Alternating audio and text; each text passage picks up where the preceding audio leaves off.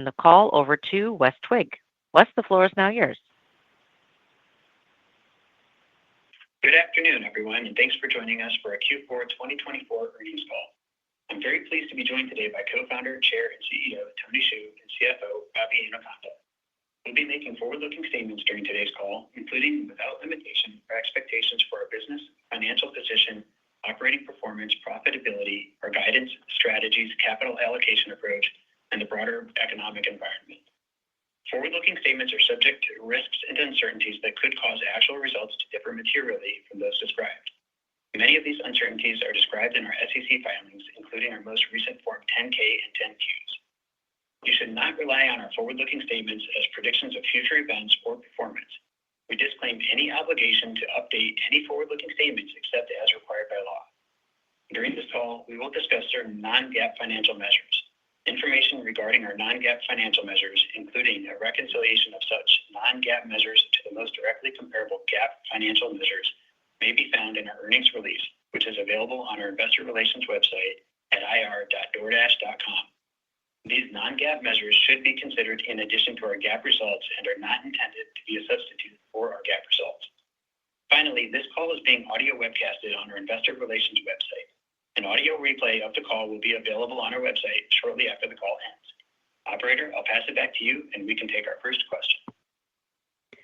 Great. And just a reminder, if anyone would like to ask a question, please press star followed by the number one on your telephone keypad. Again, that's star one to ask a question. And your first question comes from the line of Ross Sandler from Barclays. Your line is open. Hey, guys. Tony, thanks for the letter. All with some great new interesting stats in there. So I wanted to just start with some of these new kind of penetration stats. So you're basically saying the funnel has like an 800 million person TAM, and that your active shoppers are about 100 million, and that these active shoppers order about 7 million times per day. So I guess the question is, what's the bigger opportunity? Is it to increase the 7% frequency or the 12% penetration? And what does the most penetrated market look like for these stats? Like, what's the North Star on either frequency or penetration, which kind of move hand in hand? Thanks a lot. Hey, Russ. Yeah, I'll start, and feel free if you want to add anything, Ravi. I think when I step back and look at the opportunity in front of us, I couldn't be more excited or bullish about both what we have been working on as well as what is to come. And I think in part it's because of what you're talking about, which is the long runway in all of the areas where we've explored. If you took our oldest area of exploration, U.S. restaurants, that would be the quote unquote most penetrated in terms of usage of our products. And we're still single-digit percentages of the U.S. restaurant industry sales. If you looked globally, that number would be even smaller. And then obviously, if you added in the retail categories or if you added in the first-party channels that we also support across every category, and then if you added the population point that you made, we are a speck of dust in terms of how penetrated we are. And I think the answer is really both in terms of penetration and frequency. On the penetration side, a lot of this has to do with getting into more geographies, launching more of the geographies that we currently serve but don't yet have a perfect product, as well as making sure that we do a great job in terms of serving the cohorts that we already have.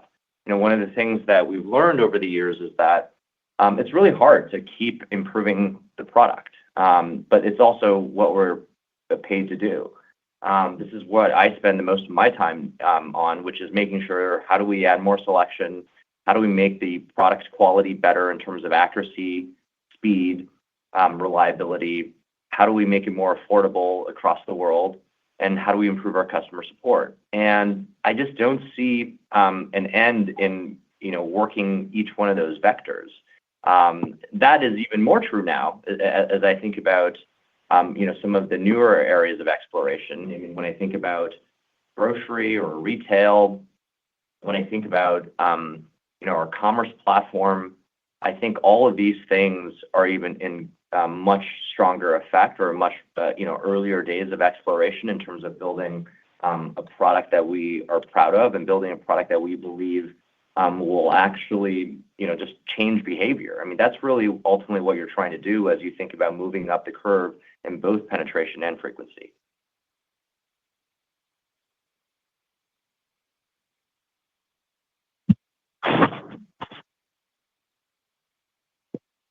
And does that complete your question? Yes, thank you. Okay, perfect. Your next question comes from the line of Shweta Khajuria from Wolfe Research. Your line is open. Thanks a lot for taking my questions. Let me try two, please. Could you please talk about contribution profit margins, especially in your international markets, when we think about efficiency gains in logistics versus retention improvement versus frequency versus lowering cost per delivery? Where do you think there is greatest room for upside there as you think about the trajectory? And then second question is, just stepping back a little bit, what is, Tony, how do you think about 2025 and 2026? What are some of your goalposts for this year, and how should we be thinking about it, especially as it relates to investments? Thanks a lot. Hey, Shweta. It's Ravi. Let me take the first one on the contribution margin, right? I mean, the theme for us is very consistent, which is, A, we are not operating the business towards a specific margin percentage. We always think about operating the business towards more EBITDA dollars, more profit dollars.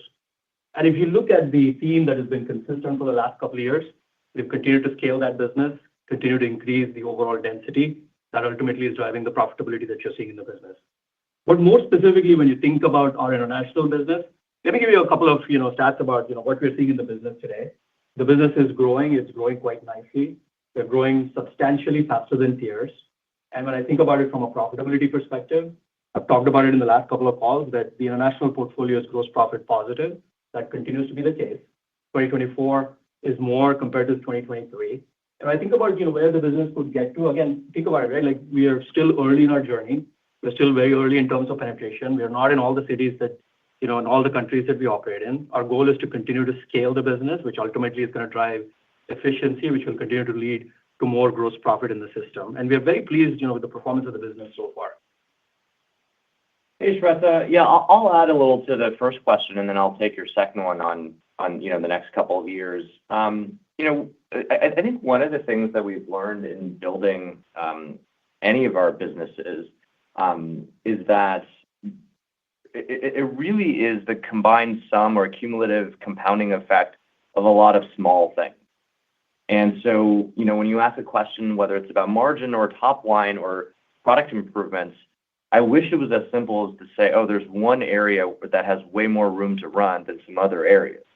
What we've actually found is that there's room to run almost everywhere. And when you think about, how we've been able to both grow our top line as well as significantly improve our bottom line, as well as increase the amount of reinvestment in building this business, what you see is really, the effect of having invested successfully in scale, having positive margins. And when you multiply those two things together, you just get increasing ability to reinvest. And now you just have to make really good investments, which is, comes to your second question around the next couple of years. The investment philosophy, when I think about the next couple of years, really hasn't changed. It continues to be, we only want to invest when we see great signs to do so. So if it's an early stage product, it's generally signs of product market fit for each one of the audiences, making sure that we have a substantial improvement to what already exists in the market, and then having a hypothesis or a path towards monetization and building a strong cash generating business thereafter. And so, that starts with each of the 5 areas that we've been exploring, our U.S. restaurants area, our business internationally, our business outside of restaurants, our commerce platform, and ads. And so that's really where the focal point continues to be. I think we have a lot of work to do, as I mentioned in an earlier question, in terms of just improving the product. So that's where most of the investment dollars will go. But we're also in search of future areas of exploration. When I think of local commerce, I think there's lots of problems and I think lots of ways to help grow the GDP within cities. It doesn't mean that we invest in everything, but at the same time, when I see that we have a long runway in our existing areas, I get as excited about the reinvestment into doubling down there as well as in search of new areas. Thanks, Tony. Thanks, Ravi. And your next question comes from the line of Deepak Mathian from Cantor Fitzgerald. Your line is open. Great. Tony, maybe I'll ask an autonomous vehicle question for you. Obviously, the current cost structure of AVs does not make delivery a primary use case, but in a world, say, in the next 5 to 10 years, as personal vehicles sort of become increasingly autonomous and maybe can pick up food by themselves, how are you thinking about the potential opportunities and risks for Dash, and how are you preparing for an AV world? And then second question, maybe for Ravi, can you give an update on Volt? What are you seeing in some of the fast-growing markets? Where does Volt stand with respect to the new verticals, product build-out and penetration, kind of in early 2025 in some of these key markets? Thank you very much. Yeah, I'll start on autonomy, Deepak. So, autonomy, I think, is super exciting. I think it's one of the two big mega trends that's happening right now in technology. The obvious other one is what's happening in the world of LLMs. And, I think autonomy has come a long way. I think a lot of us certainly working in the field probably either hoped for or expected this to have come sooner. But I think you're seeing just a lot of exciting, existence proof points of what's to come. You're right to say that, a lot of people are still trying to figure out the total cost of operations. And the way I think about this is, first and foremost, I would articulate that the problem for autonomous delivery is actually quite different from the problem for robotaxis. Obviously, in the case of robotaxis, you have the passenger who can solve the first and last 10 feet problem, where they can enter and exit the vehicle, for the vehicle, so to speak. That is quite helpful in solving that problem. Obviously, with passengers, you're going to have to travel farther. There's life at risk, and so you're going to need more expensive hardware. You're going to have to travel farther distances, and you're going to have to carry more capacity. That's very different when you're talking about some of the item deliveries that we partake in. It's an area of exploration that we've now studied for years and have worked on. We don't have anything to announce at the moment, but we're quite excited about all of the challenges.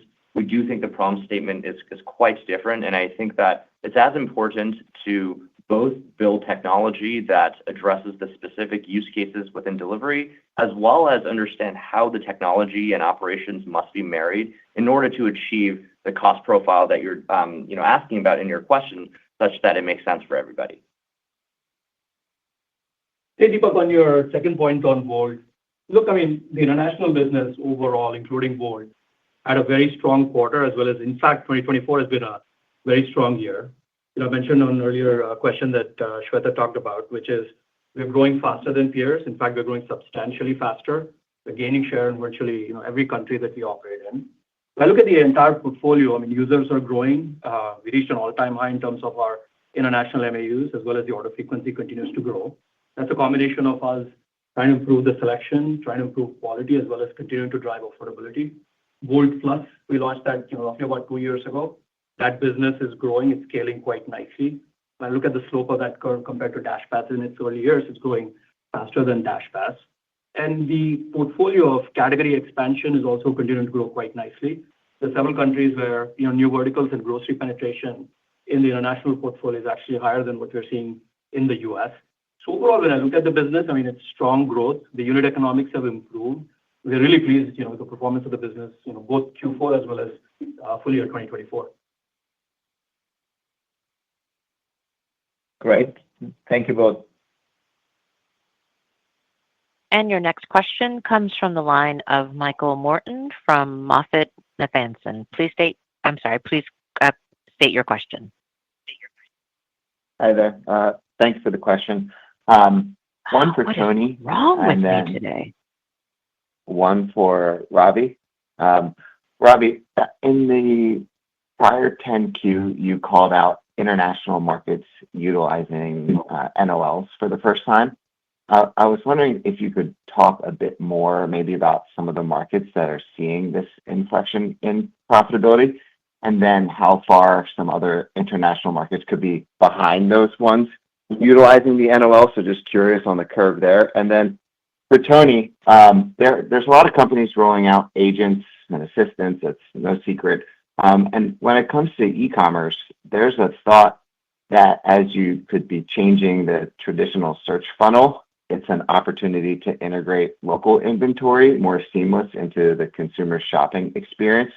So would love to hear how you're thinking about this opportunity and exploring potential partnerships in providing the infrastructure for these model and I would say upcoming search operators. Thanks, guys. Yeah, Mike, I'll take the first one. I mean, when we think about international, right, I mean, I'm thinking about the overall portfolio as a whole. As we think about that, right, like the overall portfolio is gross profit positive. I talked about earlier that there's countries in there which are contribution margin positive from a core restaurants perspective. The portfolio looks, similar to what we've done in the US, right? There's countries where we feel very good about the contribution margin. They're approaching, levels that, we are very positive about. We're using some of those profits to continue to invest, behind some of the other markets. And if your question specifically is around tax, I mean, I would expect, that to be, somewhat volatile as we think about the rest of the year, just given the level of profitability that we have in the international markets. We don't expect to be, major, cash, taxpayers this year. Hey, Michael, on the second question around AI agents, I mean, I definitely agree with the premise that there's going to be a lot of AI agents working on our behalf and, doing multiple tasks and jobs. The way I kind of see this for DoorDash is, really two things. I think one is, we have to first and foremost make sure that we master the physical world, right? That's an area where LLMs and AI agents don't necessarily play as significant of a role. They're an interface in some ways to the physical world, but they certainly don't solve the tasks in the physical world, such as providing the logistics infrastructure, understanding how to do it at the highest quality, the lowest cost, with the greatest accuracy. So that's like, for job number one is make sure that, we perfect that. Job number two is to make sure that we take advantage of these technologies, especially as the costs continue to scale down quite quickly, as you see the prevalence of open source models, that we can make the greatest use of this technology with all of the data that we have, with billions of orders and, over 100 million customers every year, and the graph that we've built, both for food and items at a local level. I think there's great opportunity for much better personalization. I think that there's much better opportunity to, virtually improve every part of our operations with LLMs, both via the use of agents as well as in other ways with LLMs. And so and then, obviously to state the obvious, with a program as exciting and as penetrating as DashPass, I think that will be another way in which we add great value in addition to the improved personalization, as you think about how these technologies interface. But I think there's two different jobs. I think job number one is we have to make sure that we continue to master the physical world. And then job number two is that we have to take advantage of the assets that we bring to bear and then make use of the technology, especially, something as quickly changing as LLMs, so that we can offer customers the best experience. Thanks so much, guys. Your next question comes from the line of Bernie McTernan from Needham & Company. Your line is open. Great. Thanks for taking the questions. Just wanted to touch on bookings. So the acceleration in 4Q bookings, just wanted to know, what made 4Q so strong, any trends to point to, whether it's restaurant or non-restaurant. And then on the guide, thoughts on the deceleration in 1Q. I think there's probably some headwinds with, in 1Q is like leap year, California fires, FX. But just wanted to see kind of maybe core versus non-core as well. Anything underlying going on? Thank you. Hey, Bernie, I'll take both of these, right? Look, Q4 was a strong growth quarter for us. We are very pleased with the performance of the business. What we're seeing in the business, right? If you just pull back and look at 2024, restaurants, continues to grow at a very nice pace, growing double digits. And more importantly, what we saw in the year was stable and as well as consistent growth throughout the quarters. Both new verticals as well as international growing much faster than the restaurants business. We talked about the fact that, we have over 42 million monthly active users.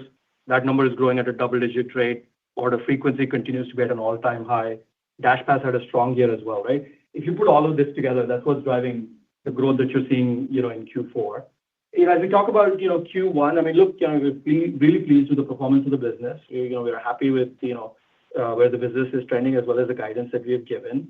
As you think about sort of like the comp, right? Q1 of last year, there was a extra day. There's also, some impact from FX, which is roughly about, 1% on a year-over-year growth basis.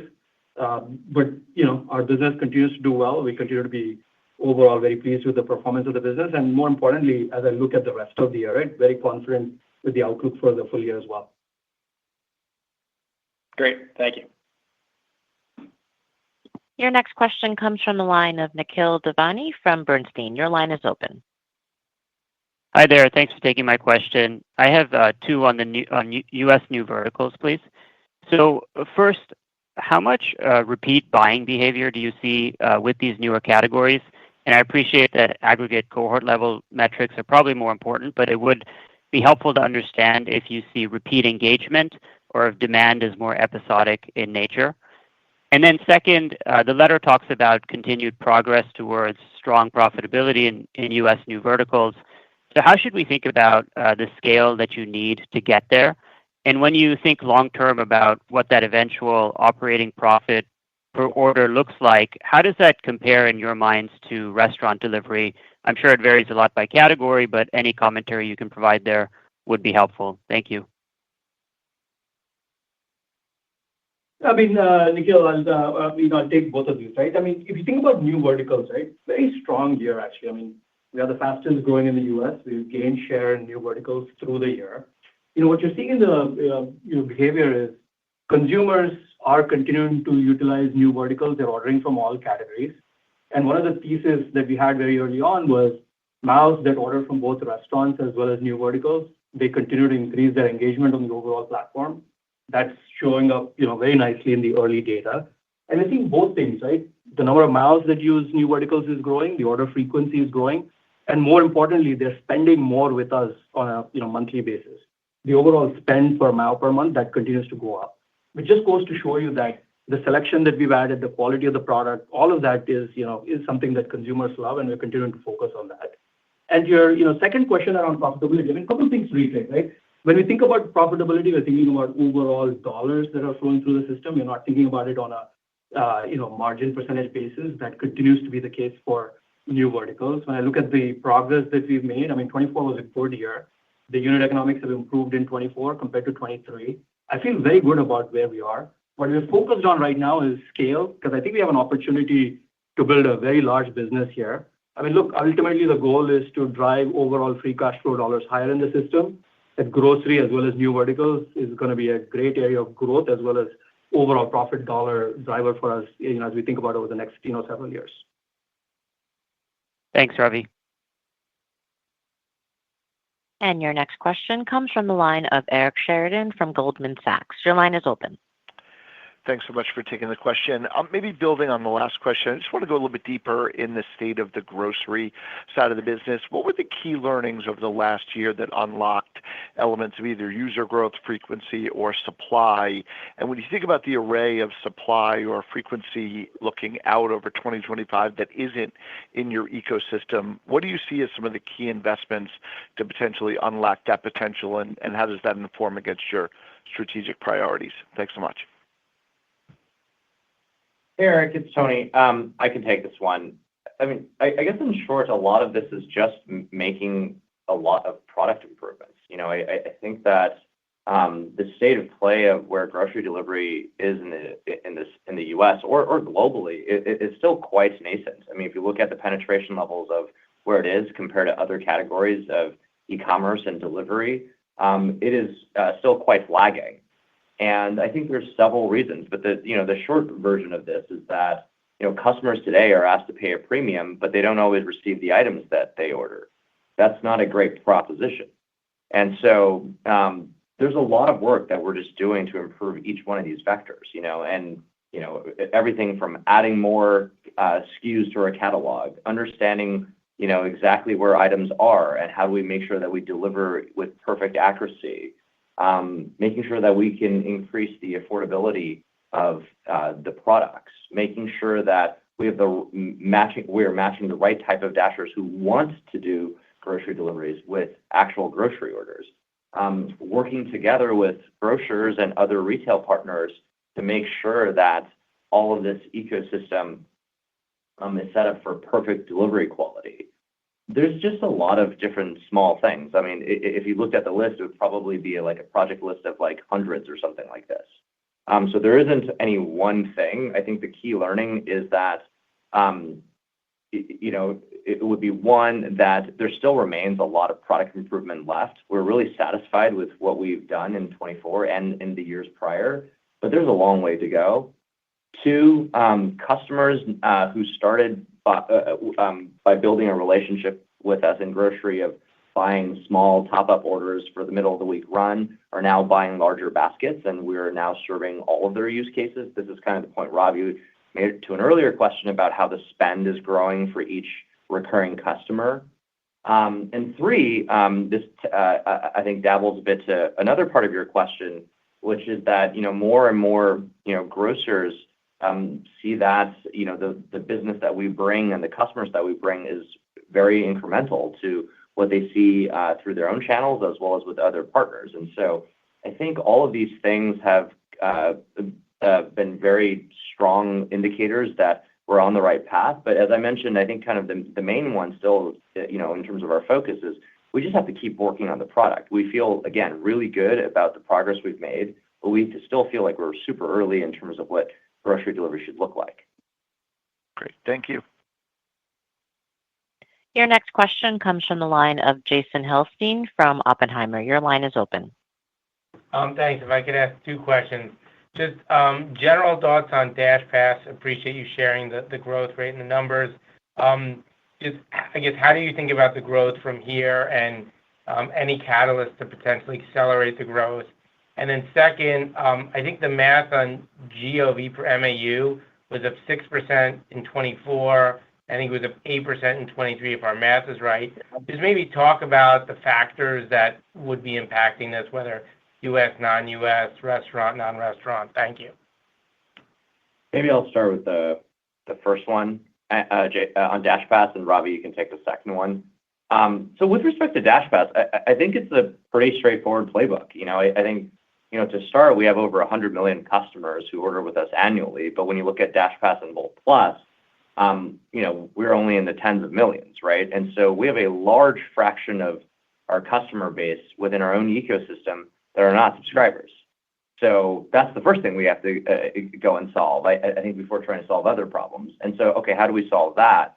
Well, I think it's really by making the product better and making it more obvious why joining as a subscriber is better than not joining as a subscriber. But so all of the commentary I've made earlier about improving the selection, making sure that there are more exclusive benefits for subscribers, making sure that the quality is perfect, making sure that customer support is improving. All of these things are going to help the ecosystem want to be more frequent users of our service. And when someone is a greater frequency user of our service, then they actually, I think, would be more willing to consider a membership program.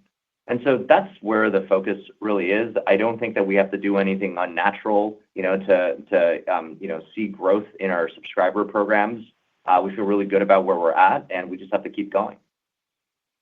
Hey, Jason, to your second point, I mean, I appreciate the math that you're trying to do, but looking at the blended number is not really indicative of, sort of like what are you seeing from an underlying trends perspective, right? For us, when we think about this business, it's a cohorted business. We're still acquiring new users at a pretty healthy clip. And usually what you see in the business is when new users join, they have a lower order frequency. before they graduate onto ordering more on the platform. The real way to think about it is looking at it on a cohorted basis. And when I look at the underlying cohorts, right, whether it's retention, which is doing really well, retention continues to improve, whether it's order frequency that continues to improve. And the second dimension you should look at is look at the various different lines of business. When I look at the restaurant business, I mean, the growth is strong. Users are still continuing to grow. They're ordering more with us. Number two, even on new verticals, to an earlier question, right? Like I talked about the fact that users are growing as well as their order frequency continues to grow. The second thing I would look at is truly to look at the health of the business. You look at the older cohorts. The older cohorts continue to be very strong, and they continue to increase their engagement as well as order frequency over time. And that just tells me that the underlying cohort strength is strong both for new as well as the existing cohorts.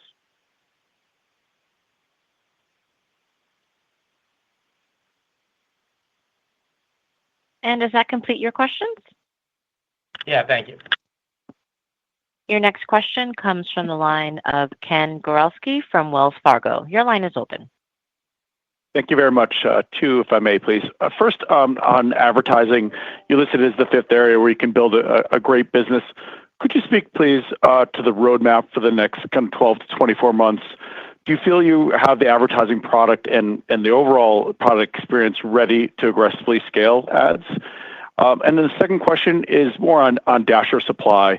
Could you just talk about one bigger picture, how you see the Dasher supply environment and how you think it may evolve throughout the year? And then secondarily there, are you seeing a segmentation of kind of use cases where we're seeing and reading about Instacart and Uber beginning to differentiate between delivery, in-store, and kind of pick and pack? Thank you very much. Hey, Ken. I can start. I mean, I think there were, a few questions in there. I think the first question was around ads. Ads had a great year. In terms of what we worked on, it's always two sets of products. One set of products for consumers and one set of products for advertisers, right? And it's because when you build advertising, you're constantly trying to solve the set of simultaneous equations where you're balancing how do you achieve the highest return on ad spend for the advertisers, and then the least amount of degradation, ideally no degradation for consumers. And so I think there's a distinction between what you're saying, which is like, there's an assumption you made in your question that you would aggressively scale if you're ready to scale.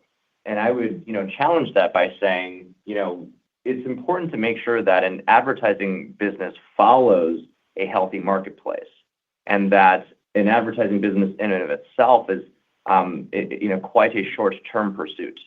And so the way we think about it is, well, we got to keep making sure that our ads are more and more relevant. We have to make sure that there are more and more units so that, they can solve different types of problems for advertisers. But we also have to make sure that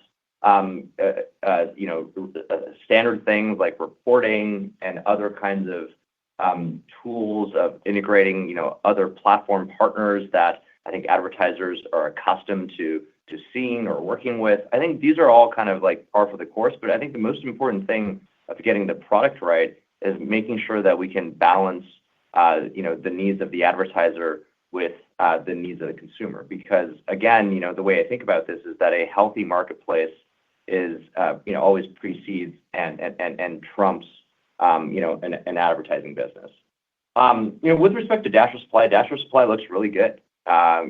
We've had, very strong supply on the road. Obviously, there's been some challenging circumstances with weather in different parts of the world, as well as unfortunately different natural disasters that have also occurred. But outside of those anomalies, Dasher supply continues to look really, really healthy. And I'm sorry, what was your last question about it? Yeah, I was just talking about differentiating supply versus core delivery versus what we're seeing, some more differentiation versus pick and pack and kind of the in-store versus delivery. I got it. Okay, I got it. Yeah. Okay. That's helpful. I didn't know the two were connected. So we do see different preferences for different Dashers and couriers around the world. One of the benefits of starting with the highest frequency delivery of restaurant food, as well as just the breadth of coverage that we offer, where there's a lot more restaurants than there are other types of stores out there. We effectively have Dashers everywhere, and we have the largest fleet out there. And so a lot of this is just self-selection. That's kind of what we see. And it's a learning journey. Some Dashers prefer one type of delivery one week, but then they'll try another type of delivery, and they may actually add to their preferences. So it's just something that we kind of continue to work on and continue to learn the different preferences. I think the most important thing is to remember the flexibility of the network, where the number one feature is that you have 90% of Dashers driving fewer than 10 hours a week. And so in some ways, what we're trying to do is we're trying to construct the maximum flexible set of opportunities for Dashers. And so as we add more categories, as we add more different types of tasks into our network, that should help in that direction. Thanks, Tony. And your next question comes from the line of Youssef Squali from Truist Securities. Your line is open. Awesome. Thank you very much. So just as a follow-up to the ads question, Tony, can you talk a little bit about the importance of DSPs on the platform? Last quarter, you signed a deal with The Trade Desk. Maybe how significant is that relationship to you and maybe other DSPs on the platform? And then this may be related, maybe not. Can you talk, the take rate was sequentially flat, about 13.5, I think the first time in a while. Anything to read into that? How much of the take rate was driven by advertising and maybe platform revenues in the quarter? Maybe that's for Ravi. Thank you. Yeah, I'll start the first part on ads. I think all of these things are all par for the course, right, in terms of the partnerships. And if you think about what it is, right, the first thing we did with ads when we started 3 years ago was we first built them for restaurants. And within restaurants, you have two different kinds of advertisers, if you will. You have small and medium businesses, and then you have enterprise businesses, some of which are larger and some of which are smaller, but some of whom have franchisees, some of whom have no franchisees. And then we moved to CPG as we progress, especially in our work into new verticals. And now we have the product portfolio really to serve anyone. And now we're doing this globally as well. And so that's kind of where we're at. We're now ready, as you mentioned. We announced a partner, and we'll likely have more partnerships where we'll just kind of keep solving for what I think advertisers are somewhat accustomed to, right? We understand that this is a really important ecosystem. There are a lot of different partners that existing merchants and advertisers work with. And I think that'll just be par for the course of building out that roadmap. And Yusuf, on the second point, right? I mean, the take rate in terms of Q4, the impact was largely seasonal due to Dasher Pay. Look, I mean, Q4 is a great quarter for us in terms of growth. We've seen this in historic years as well. So we lean into Dasher Pay in order to support the growth. That's largely what you're seeing in terms of the Q4 take rate. But more importantly, right, just to pull back, I mean, again, important to reiterate, how we operate the business. We're not operating the business towards a specific margin percentage. Our goal has always been to continue to increase overall profit dollars. And the way we think about the business is generating unit economic efficiency is extremely important for us. And when we generate the efficiency, we try to reinvest that back in the business with a constraint of A, growing retention, and B, growing order frequency, because that drives scale and the scale drives profitability in the business. And we are investing flexibly, up and down the P&L. And that's been the philosophy that we've operated, for the last, several years. And it's going to continue to be the case going forward as well. That's great. Okay. Thank you both. That's helpful. And your next question comes from the line of Brian Nowak from Morgan Stanley. Your line is open. Great. Hey, guys. Thanks for taking my questions. Maybe two. The first one, I'd love to sort of dig into a little bit of the prioritization changes year on year. Tony, can you sort of talk to us about how your 25 budgeting and investment priorities or areas of capital allocation changed versus the start of 24? I'm trying to sort of think through where are you sort of investing more or less year on year, just to sort of continue to maximize your multi-year free cash flow, dollar growth, and frequency. And then the second one, maybe a little bit of housekeeping, but just so we all don't get over our skis, how should we think about the pace of the buyback and sort of the cash balance you're targeting, or what is sort of the regulator on the pace of the buyback going forward? Thanks. Yeah, I can start on maybe the prioritization question, and Ravi, if you want to take the buyback question.